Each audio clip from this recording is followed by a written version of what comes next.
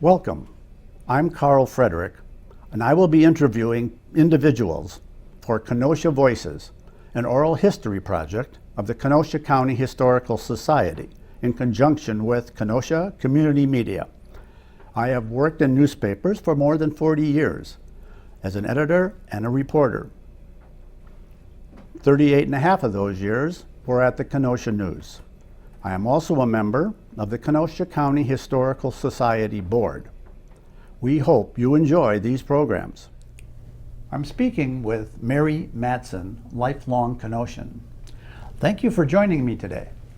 Thank you, you're welcome. Can you tell me how your family came to Kenosha? Well, my dad's family had come from Manistee. His parents had come from Denmark prior to that. But they realized there were more jobs here. There was manufacturing that they didn't have in Manistee or Ludington. And so they came here.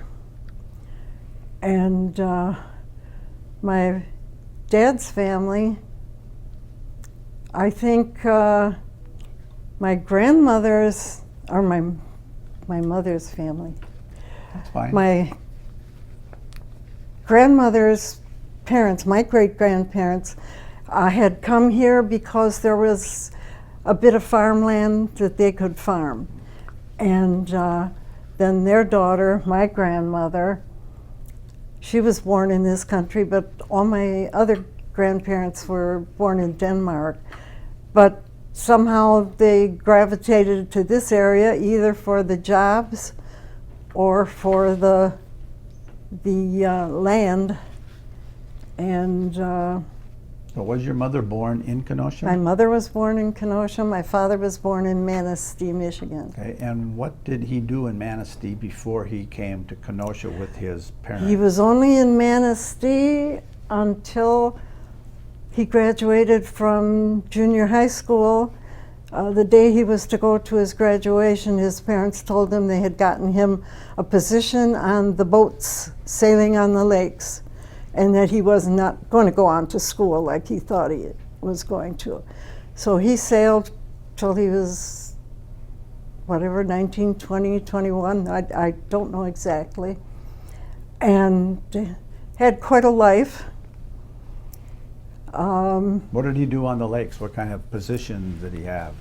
Started out as a gopher, cabin boy, did a lot with the cooks and was also the main cook for a few years. He had a chance at steering, but he rammed a pier, so that was his last steering chance. Went back to the kitchen. And was this on all of the Great Lakes? I don't know whether they were on Superior, but they were all the way to,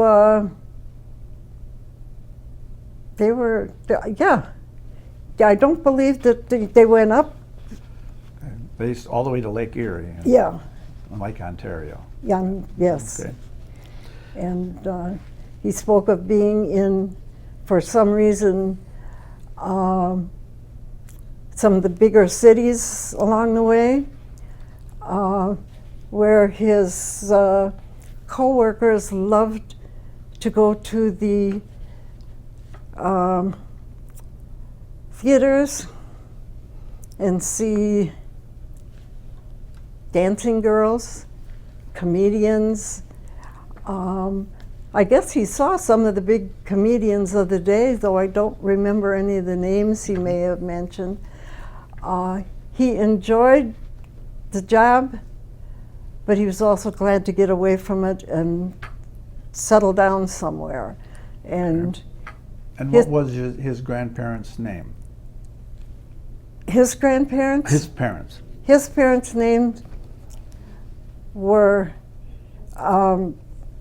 Inga Marie and Anton Rasmussen. Okay. And your father's name was? Tony Robertson. How was there a difference? When Grandpa Rasmussen went to Manistee, he opened up a bar. Tony Rasmussen's bar.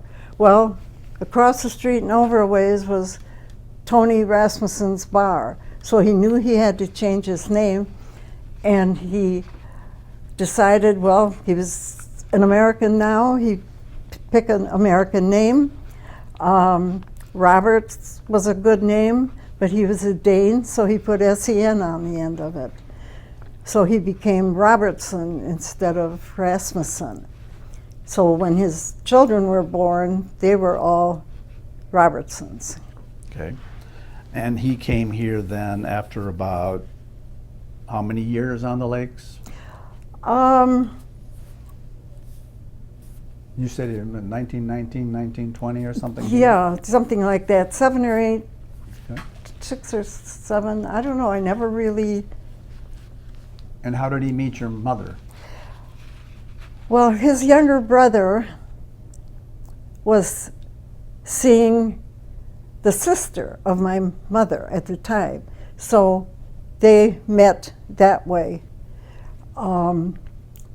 He worked in the same place as the sister did, and then the sister, my Aunt Arlene, decided that my father should meet her sister, Okay.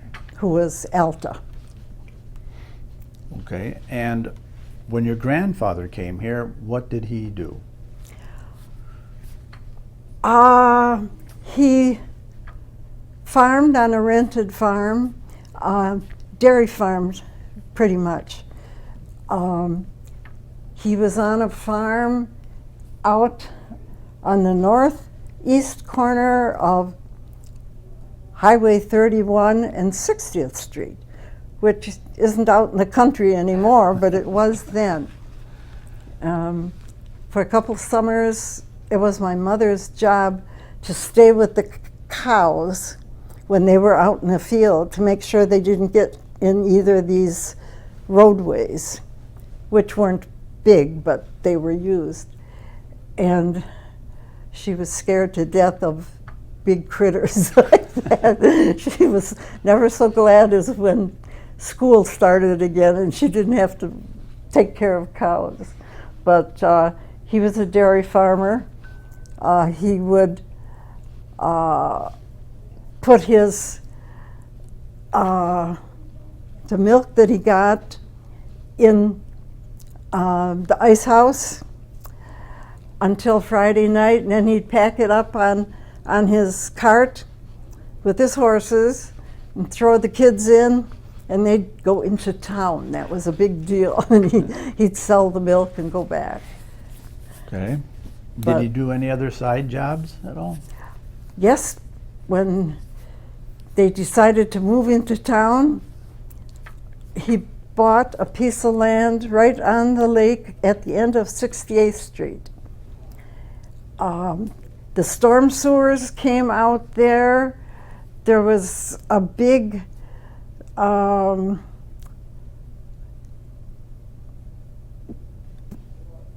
big thing where the water came rushing out. When we kids would go down to Grandma and Grandpa's to play, we were warned not to look over the edge because we might fall. Over the Partly culvert. because it was kind of rickety, Mm-hmm. and partly because kids overdo things. But You said 68th Street. How far west on 68th Street was that? that was east, East as of far east as you can get, boom, like that. Kemper Center was north of it. I think the electric company had a big brick building facing the lake by all the rocks. And Grandpa had a little beach, but we were told we could not play there or in the water because of the storm sewer. They didn't know what was coming out, and so we never really got to putz around in the water or the sand there. But then he got a job with the Lance family, who lived directly north of his property. They had a huge house and a huge garden, and he became their gardener. And then he also gardened his yard with the most beautiful rock garden and fish pond and... Okay. And when you were growing up, where did you live? Pardon me? When you were growing up, where did you live? I lived for 3 years on 13th Avenue and about 70th Street. In the Depression, my folks lost that house, and they moved to 922 66th Place. And we lived there till I was 9, and then we moved. That was a rental, and then they bought a house for $100 down and $10 a month across the tracks from there, 1308 67th Place, which is a little dirt dead-end street right up against the railroad tracks. Okay, so when you lived east of the railroad tracks, what was that neighborhood like? Fantastic for kids. Everybody was poor like we were. Either they were on relief like we were, or they had the lowest paying job you could find, or none at all. I really remember one of the fathers coming out calling the kids for supper. You know, supper time, come on. And Geraldine says, what are we having? And he said, potatoes. And she said, oh, goody. And that was the meal, potatoes. That's what they had in the house at the time. So that's what they had to eat for a few days. That's the way we all basically lived. And my father counted the number of kids, 15 or under, I think he said, under 16, in our block. It made a turn for a block, and then there was a 2-block stretch there. 75 kids. So if you couldn't find somebody that you could get along with and play with, there's something wrong with you there. So, what did you play with all these kids around? What kind of games did you play? Oh, we played hide and go seek. We played round the moon, somebody poke. We played Red Rover, let so-and-so come over. We played playing tag. We played pie, where you drew up the round circle out in the middle of the dirt street and ran around and chased each other. We played hopscotch, where you have to draw. I mean, that dirt street was fantastic. Okay. It was great to play in. What kind of families lived in your neighborhood? What ethnic groups did you grow up in that area? There was a German family. Both the parents were from Germany. Elsie and Richard, I can't remember their last name now. But the folks had come from the old country. Next door to us were first generation Germans, cruiser. There was a Hanrath, Whitehurst, Schmeichel, Fay. Any Italian families in that area? What? Any Italian families there? None whatsoever. None whatsoever. Not just in. Well, if you went down the street and around, there was a family called Pagliaroni. Had a couple of jailbirds in their family. And around the corner there was a family, Hermans, who had an unfortunate jailbird because he was not guilty and eventually was released. But only the one Italian family that we knew. Okay. Pretty much German. Not much in Scandinavian, right where we were. Okay. But we didn't feel that Scandinavian. We were just Americans of Scandinavian descent. So how many brothers and sisters did your parents have? My brother, my father, I mean, you mean my parents? Yes. My dad had 3 brothers and a sister. 2 of the brothers, one was robbed when he was coming home with his paycheck. It wasn't enough to rob him, they had to shoot and kill. Yeah, and he was late teens, I think.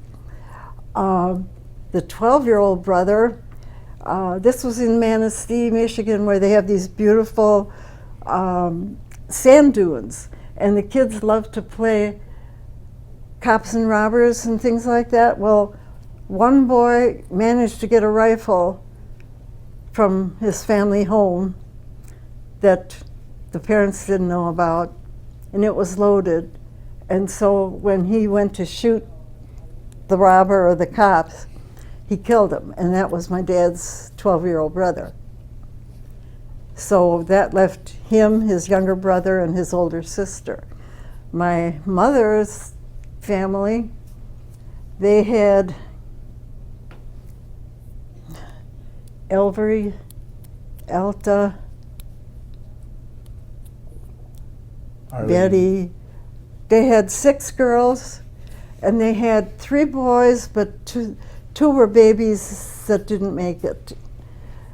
Okay. So what was your mom's brother like? My mom's brother was crazy. He was funny. He's the father of the Jensen family. He had a crazy sense of humor. He was always finding some cool business that he wanted people to invest in so that he could make a killing. One of them I can remember, he brought the stuff over to our house and showed how it worked. It was tamped earth, to make bricks out of tamped earth, where it was damped down so hard that it was worthy of being a brick. And my dad had gone into the lathing business in the 20s, and being in houses that were built with good wood and stuff like that, he just kind of laughed over that particular thing. He got interested in a restaurant that his youngest son worked at, and kept coming up with great ideas for the restaurant. I mean, he was a character. He was just a character, but he was also a lot of fun. His wife, it turned out, had mental problems that were never truly explained. She wrote poison pen letters to my mother's sisters, my mother and her sisters, and wouldn't have anything to do with us.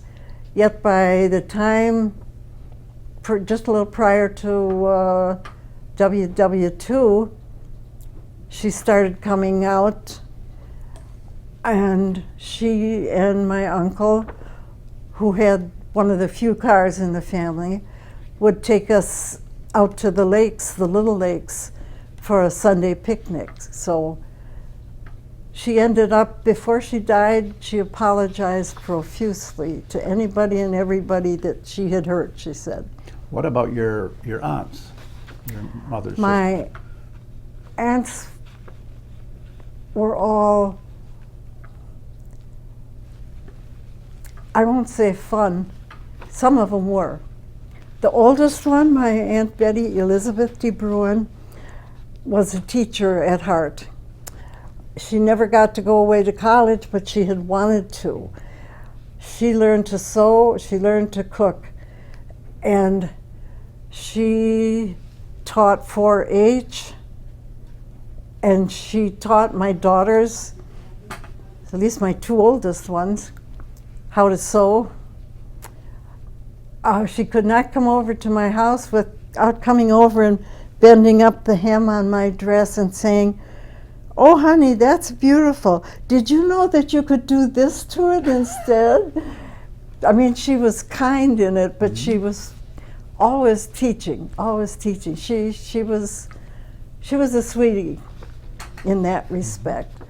My Aunt Hazel made the Kenosha News back in, when was it, the 20s, the early 20s? She and her cousin Agnes hitchhiked out to California. They wore jodhpurs and men's shirts and hitchhiked out to California, well, Oregon, where there's family, I think my grandma's sister. And then they went down to Hollywood, and they had their picture in the paper with a movie star that we'd never heard of. But Did she stay there or come back home? they came back home, and it was so against the person she became afterwards. She was the prime housekeeper in the group. Her diction, her grammar, everything was perfect. But every now and then she would sneak in a little joke and laugh. And she was a fun aunt.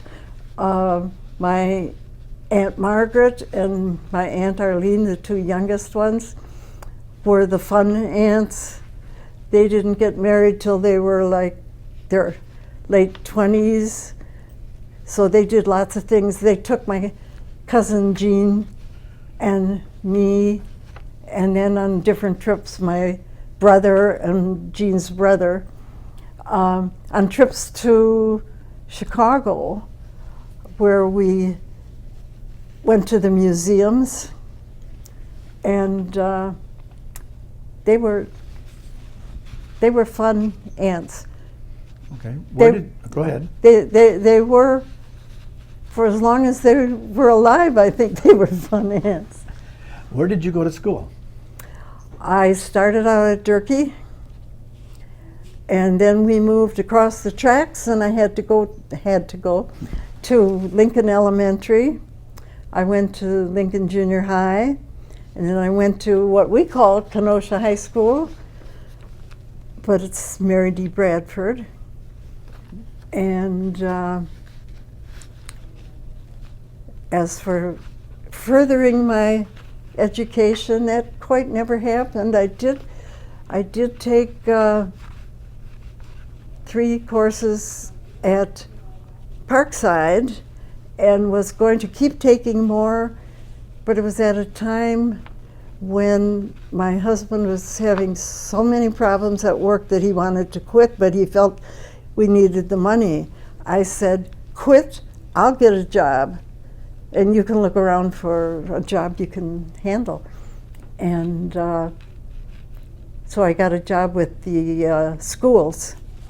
What did you do in the schools? Well, I was they called us teacher aides then, but when AIDS came out as a disease, some of the aides didn't like that name, so we had to be, it was big long name. And Teacher's assistants or something? yeah, something like that. Educational assistants, Okay. that's what we were. But I worked in a couple of elementary schools, and that was fun. And I got down at Bradford, and I worked in the library. I worked for AV department. I filled in the offices during lunch hours and stuff like that. And I got to know a lot of kids, a lot of teachers. I really started growing up then because I was exposed to so many different types and things. Although one of my growing up periods was when my husband was sent to Panama. He was in the Army. And when was that? Let's see, we were married in July of '51. He was sent in September of '51 and had said in July, if the Korean War was going on, and he said half our group's going to Korea and shoot and get shot at. The other half is going down to the Panama Canal Zone, and the wives can come along. So he said, if we're married and I get sent there, you'll be able to come down and live with me. Okay, so was this, you hadn't planned on getting married right away, or how did that? No, we'd gone together 3 years. Okay. That's what you did then. You know, we didn't live together, you went together. And a week before, well, July 14th, he came over and said, I sold my car, let's go down and buy a ring. So, okay, but we figured we would wait. Then he came back the next week and said, we're getting shipped out. He said, I would like to be married. So we ran around and got married that day. That day? Yep, that day. And how did that work? well, it worked out very well for me. I've often thought, I never asked my mother, how did you survive it? Because first thing you had to get permission to get a marriage license ahead of time. And so we had to go to a doctor for that, and then we had to go to the city hall and get the marriage license. Then we had to find somebody who could marry us. And we did. The pastor of the Lutheran church out on 39th said, yeah, sure. He says, you want to get married here in the rectory? And we said, we just want a little wedding. And so he says, well, come. And to this day, I can't remember if it was 4 or 4:30 that we got married at, but that was our wedding. We got a witness, my cousin Jean, with whom I was always very close, and he got his brother. And my mother found my dad, who was working that day. She had to run around to a couple different houses where he was laughing and find him and bring him home and clean him up and get us to got us to the church on time, I guess. And then you went to Panama. And then he went the 1st of September, I think they started. They sailed on troop ship, and it took until December 1st before we actually had all the proper papers and everything. We had to go through all the shots that the guys going overseas got. I drove down to Great Lakes every Wednesday for a month and got shots in both arms. And these clever medics, whatever, who wouldn't tell me that you have to move your arms after you get your shots. They tell the soldiers, you know, you swing your arms around, you keep them moving. I did this on the way home, and my arms stiffened up all day. But I flew down with 2 other women who were in the group.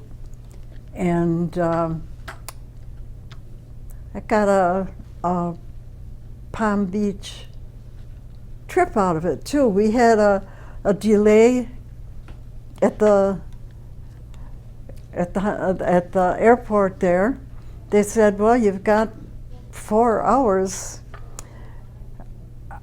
And a cabbie ran up and said, ladies, you got 4 hours to kill. How about I take you around and show you the place, $1 a piece.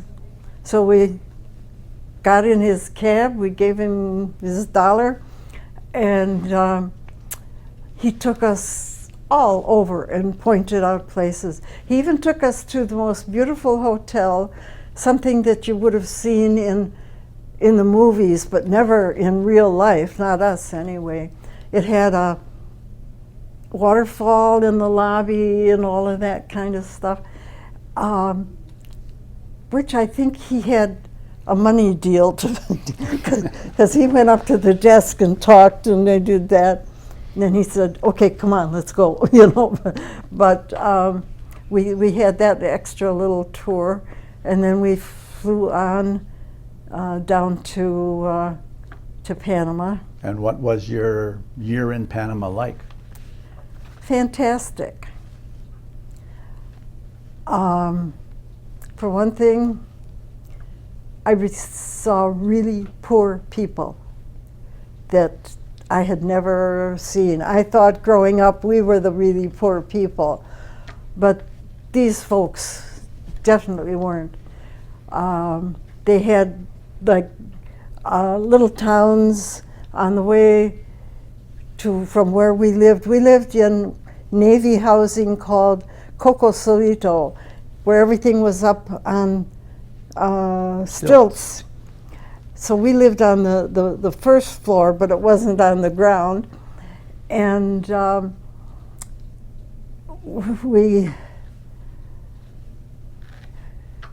What was the weather like? So much comes back to me. Rainy season came along, and it would rain so hard you couldn't see across the street to the other building. And the streets, it was running. There was rivers running in the streets. And it would rain for 15 minutes to a half hour like that. And then it would just shut off. And the sun would come out, and the steam would come up. Well, our buildings were not air conditioned at all. No. But there was windows on the front end and windows on the back end, and low covering awnings, like wooden ones, you know, to keep the rain out, because then you just had screens on the windows with blinds, wooden blinds about this big, like that, to close out the light and noise somewhat. And the only time we ever had to really close those was when the truck would drive by spraying for mosquitoes. And if you didn't want that to come in the apartment, you quick ran and closed the blinds. Otherwise, it was sure to come in.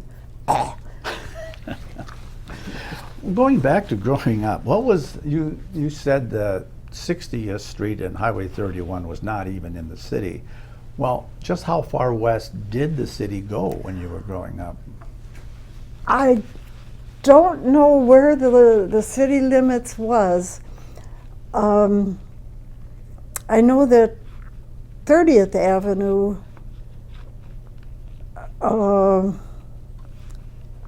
was, well, even when I was a teenager, that was pretty much a country road. When my aunt bought a place on 45th and 45th, I think it was 45th and 45th, a lot. It was deep, like 600 feet deep or something. That to get there, we had to take the trolley to 30th Avenue and then walk from 30th to 45th on what my brother told me was a corduroy road. Now it's a nice, busy, paved street. But I'm not sure that 30th Avenue was in the city even then. So I don't think the city limits were very far out on 60th. Did you have bicycles to travel around the area? Or? Well, sometimes we rode our bicycles out there, except we didn't like that corduroy road.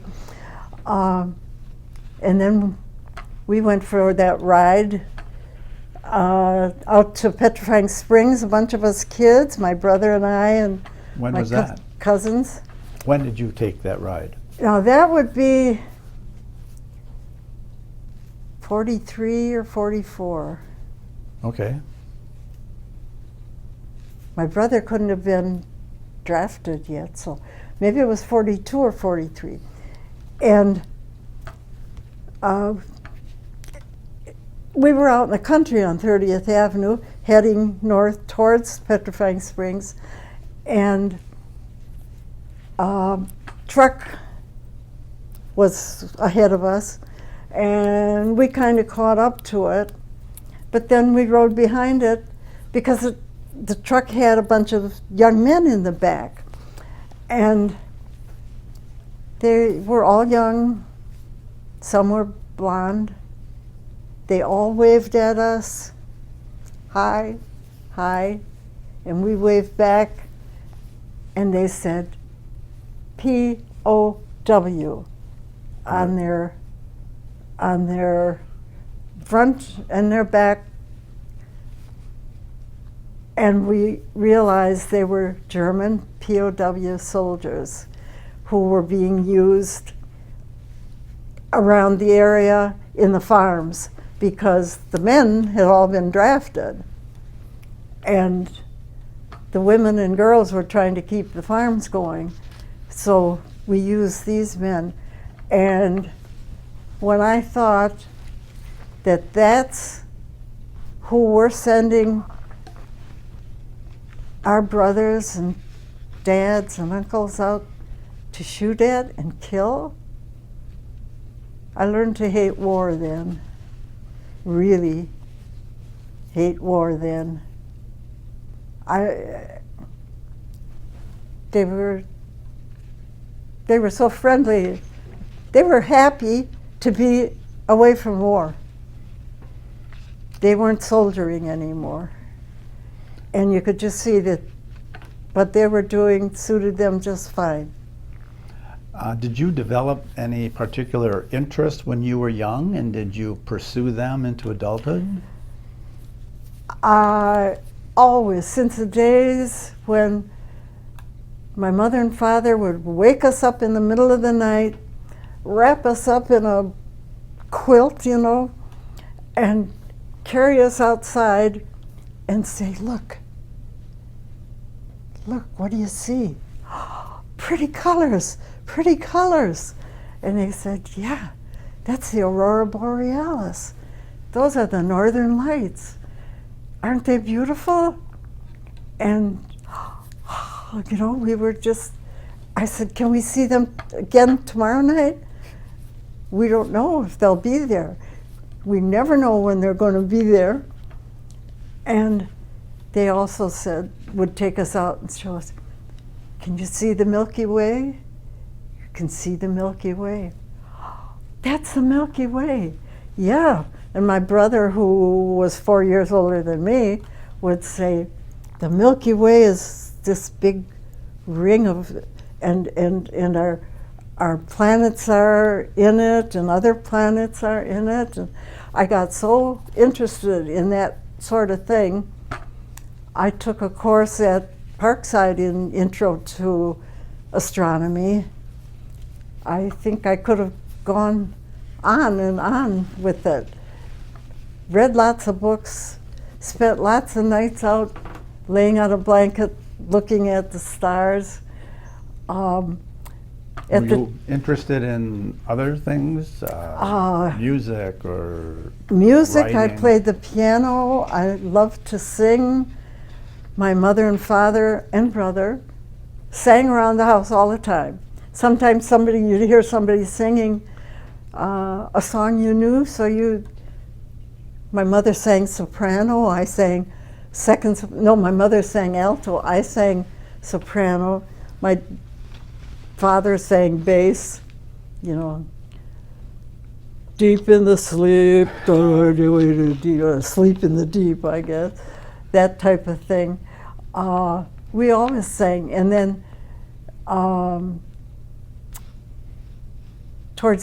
before the war started, a gentleman named Victor Geisel, German man, organized. My father was involved in the unions, very much so. And Victor Geisel organized a chorus that they called the Union Chorus. And they took songs and put Union words to known songs, like Men of Harlech in the Hollow. That was men of labor. And my folks, they went to the practice every week, and John and I, my brother and I, sat there and listened to them, learned all the songs, had a little songbook called 55 plus songs in it, and they got to take it home. I think I memorized 90% of those songs in there, and so I was interested in music. I was interested in writing. I loved writing. We called them themes. Your English teacher wasn't a term paper. You're going to write a theme, and I wanted to be about Christmas or get some more complicated stuff. It can be fiction or it can be nonfiction, but you're going to write a theme.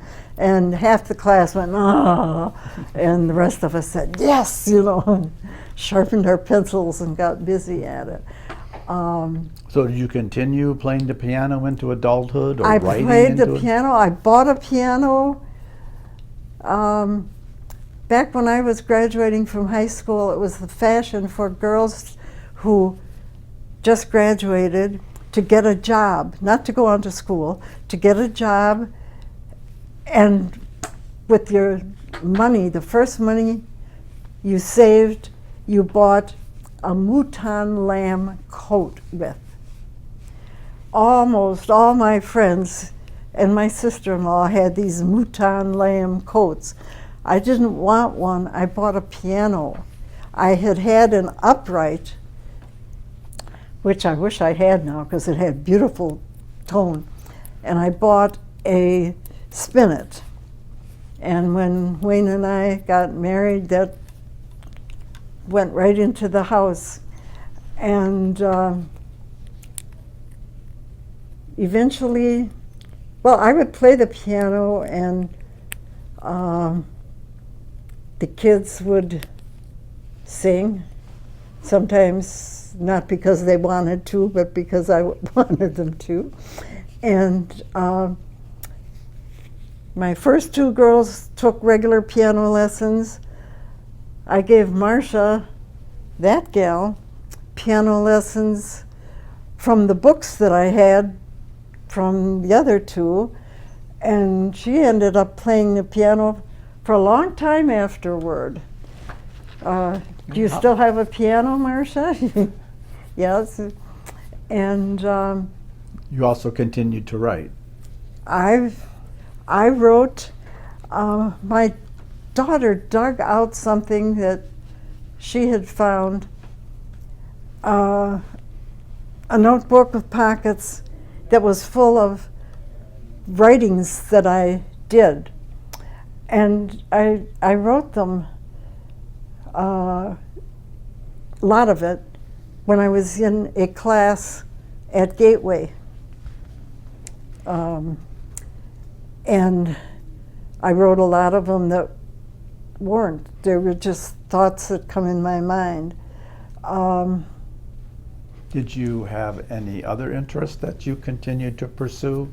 Something that you maybe learned in high school or? Well, I took photography in high school, so that kept me going on that. The music, the writing, and then it was children. I had 6 children, and they took up a remarkable amount of time. But after they started growing up and leaving, and I thought I had more time to do things, my husband bought a motorcycle because he worked in Racine and he thought that it would be cheaper. Gas was at a premium at the time, and he thought it would be cheaper riding the motorcycle up there. And after a while he said, "Don't you want to come for a ride?" No, I'm afraid of motorcycles. And he talked me into it one time, and I was, that's it. I'm a motorcycle rider, you know. Not a driver. I never wanted to be the driver. But just sitting there looking around at everything was wonderful. And we did day trips. I think we may have done a couple overnighters, but we did mostly day trips on that. And I found I had a camera, 35 millimeter camera. I took a lot of pictures. We camped when we had the children, and that was a lot of fun too. We had one of these campers you pull along and then you open it up like this. And Do you still take photographs? yeah, I've got so many. I tell my kids, when I'm gone and you start looking at these boxes of photographs, do what you want with them, and you know, it won't hurt my feelings anymore if you throw them out. But there are some good camping photos. I got some good artistic looking ones too. I was really Do you edit them on your? when I put them on my computer to look at them, I can edit them. I don't like to change things per se, but I can change the light if it's a little too dark, and I can bring out a little light, or it's too light and I can darken it. I can cut off somebody who's making a face here and just get somebody doing what they were doing here. That's one of the things I really enjoy doing these days, is editing my photos. I tell my son, "Dan, can you put these in my computer now?" I don't even want to learn how, because I'll do it wrong and screw something up. But I wish I had taken a lot more pictures of Kenosha downtown, like in the 50s and 60s, how things have changed. Because now I look at it and say, oh, there was that dress shop was there, you know. And then there was a dress shop almost next to it, because women wore dresses then. It wasn't until the movie stars came by wearing slacks and World War II, when they had to work in the factories, then women started wearing long pants. Yeah, but Kenosha's changed. I don't know if its own particular aura has changed. Kenosha was a stop between Milwaukee and Chicago. Racine was bigger. It's downtown, much bigger. Its voice was louder, and it was subtly growing on its own. I remember I acquired a very good girlfriend in 5th grade who had me walk to her house after school one time to see where she lived. And she lived on 23rd Avenue, just off 75th Street. And there were just fields from there to 39th Avenue. And that would be, golly,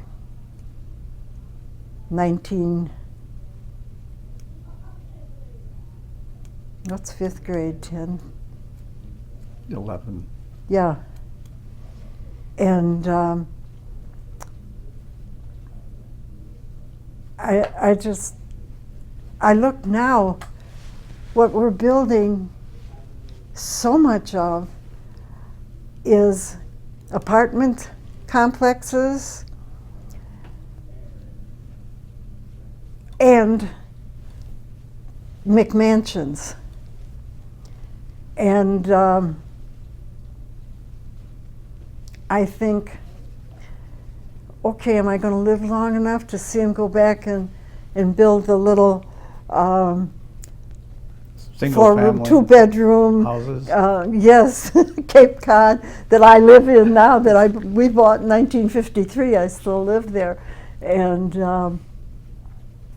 I don't know if it's going to have to come down to building houses that people can afford to buy so they don't have to live in apartments, or do they really prefer apartments where you don't have to cut the grass or shovel the snow? I don't know. I may live to see the answer to that, I may not. But I just read somewhere where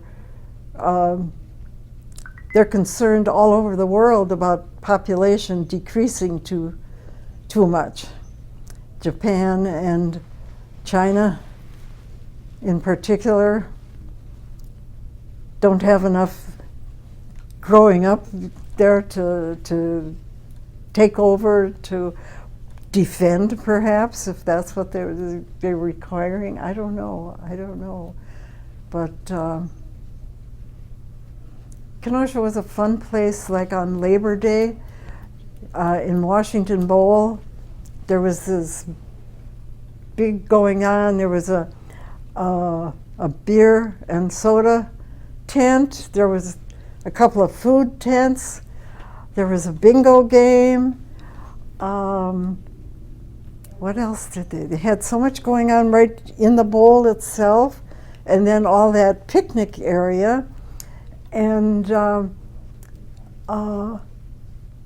people went to that stuff. Everybody went to the parades. Everybody went to the celebrations, the 4th of July. You see so many people on the hillside by the beach. And I don't see as much of that kind of a spirit of community.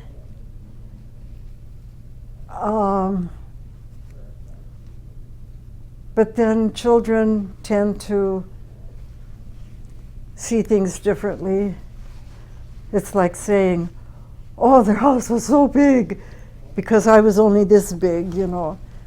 I don't know. I don't know what Kenosha is going to become. I think it's pretty much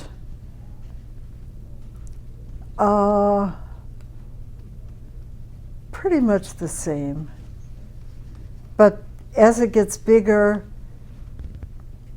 it's not going to have that same little town feeling that it had when I was in the 30s, when I was growing up. But I'm glad I spent my whole life here. I always felt I was perfectly happy for this being my home. If I wanted to see other things, then you can travel there. My family never had money to travel. When we had kids, camping was the only traveling we could do. I have children who have sent me to Hawaii, us, my husband and I. And have you ever been there to Pearl Harbor? No. I remember hearing about Pearl Harbor when it happened. My brother and I were coming home from a movie on Sunday night, and we heard the newsboys out. Extra, extra, read all about it. And I said to John, what happened? What happened? And he says, something was bombed, I don't know what. So we hurried home, and my parents turned on the radio, and they said Pearl Harbor was bombed. And I said, what's Pearl Harbor? It's in Hawaii. Oh, you know, the Japanese had done it. I could just feel the excitement and the horror of it all then. And, oh, that just takes me back, so I can just feel it. I just can feel it so. And I should have started hating war right then. I said, not wait until I saw those German prisoners of war. But